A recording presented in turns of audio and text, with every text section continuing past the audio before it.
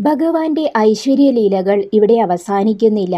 ദക്ഷിണഭാഗത്തു നിന്ന്, അതായത് വലതുവശത്തു നിന്ന് മഹാവിഷ്ണു പ്രകടമായതുപോലെ ഭഗവാന്റെ വാമഭാഗത്തു നിന്ന്, അതായത് ഇടതുവശത്തു നിന്ന് മറ്റൊരു അതിപ്രധാനമായ ചൈതന്യം ഉദയം ചെയ്യുന്നതാണ് നാം ഇനി കാണാൻ പോകുന്നത്.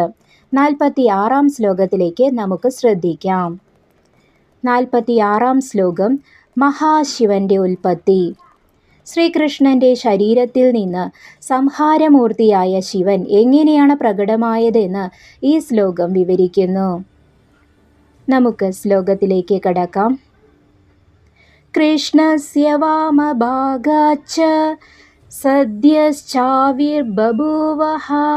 പഞ്ചവക്ത്രാസ്ത്രിനേത്രശ്ച ശൂലപാണിർജടാധരഃ.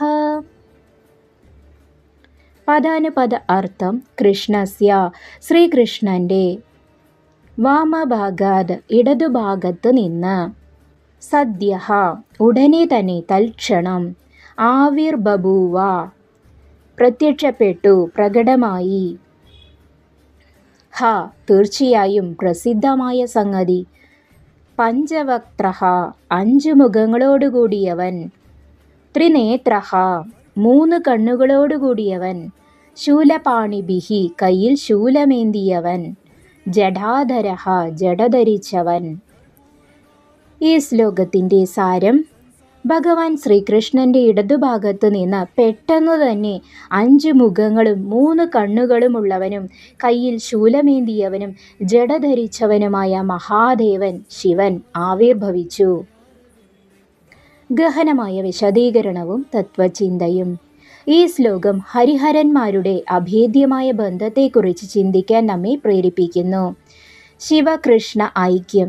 ശിവൻ കൃഷ്ണന്റെ ഇടതുഭാഗത്ത് നിന്ന് വന്നവനാണ് എന്ന് പറയുന്നതിലൂടെ ഈ പ്രപഞ്ചത്തിലെ സംഹാരശക്തിയും സൃഷ്ടിശക്തിയും ഒരേ സ്രോതസ്സിൽ നിന്നാണെന്ന് പുരാണം വ്യക്തമാക്കുന്നു. വിഷ്ണു പാലകനാകുമ്പോൾ ശിവൻ വിജ്ഞാനത്തിൻ്റെയും വിനാശത്തിൻ്റെയും അധിപനാകുന്നു. രൂപത്തിൻ്റെ അർത്ഥം: ശിവന്റെ അഞ്ച് മുഖങ്ങൾ അഞ്ച് ഭൂതങ്ങളെയും, പൃഥ്വി, അപ്, തേജസ്, വായു, ആകാശം തുടങ്ങിയ അഞ്ച് ഭൂതങ്ങളെയും പ്രതിനിധീകരിക്കുന്നു.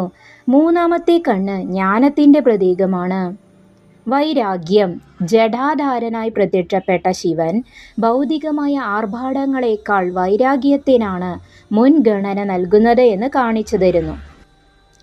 ഗുരുനാഥന്റെ ഉപദേശം: വത്സ, പ്രപഞ്ചത്തിൻ്റെ നിലനിൽപ്പിന് വിഷ്ണുവിനെ പോലെ പാലനം ആവശ്യമായിരിക്കുന്നത് പോലെ തന്നെ പഴയതിനെ നീക്കി പുതിയതിനെ വഴി തുറക്കാൻ ശിവനെ പോലെയുള്ള സംഹാരവും ആവശ്യമാണ്.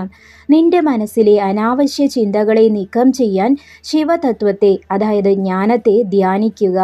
ഒരേ കൃഷ്ണൻ തന്നെയാണ് വിഷ്ണുവായും ശിവനായും ഭക്തരെ അനുഗ്രഹിക്കുന്നത്. മഹാദേവൻ പ്രകടമായി. ഇനി 47-ാം ശ്ലോകത്തിൽ ആവിർഭവിച്ച ശിവൻ ശ്രീകൃഷ്ണനോട് എന്താണ് പറഞ്ഞതെന്നും അവിടെയുള്ള അന്തരീക്ഷം എങ്ങനെ മാറിയെന്നും നമുക്ക് നോക്കാം.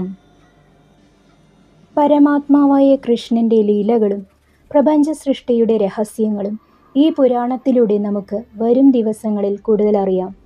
ഇന്നത്തെ ഈ ഭാഗം നിങ്ങൾക്ക് ഇഷ്ടമായെങ്കിൽ ഇത് മറ്റുള്ളവരിലേക്കും പങ്കുവയ്ക്കുക. അടുത്ത ശ്ലോകങ്ങളുമായി നമുക്ക് വീണ്ടും കാണാം. നന്ദി, നമസ്കാരം.